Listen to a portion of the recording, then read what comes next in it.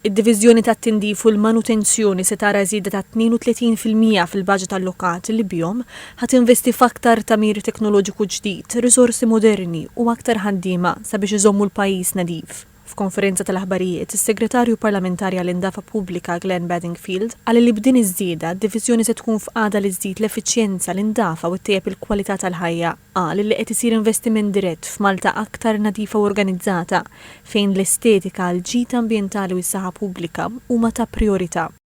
Hemm rabta diretta bejn l-indafa u l-kwalità tal-ħajja fejn hemm nadif, hemm ambjent isbaħ, hemm ambjent aħjar. U allura iż-żieda li se jkollna fil-budgets tal-Cleansing and Maintenance Division se jkun qiegħed jassikura biex dak li qegħdin ngħidu li nagħtu lill-poplu Malti kwalità ta' ħajja aħjar inkunu nistgħu nwettqu anke f'dan il-qasam ukoll. Is-Segretarju Parlamentari żied jgħid li meta l-ambjent pubbliku jkun imħares u nadif, in-nies ikollhom rispetti kbar lejn l-inħawi tagħhom u dan jgħin sabiex tinħoloq kultura ta' responsabilità kollettiva. Qal li dan is-sens ta' ordni u tindif jiġbed ukoll il-kummerċ u jirrendi l-ġid.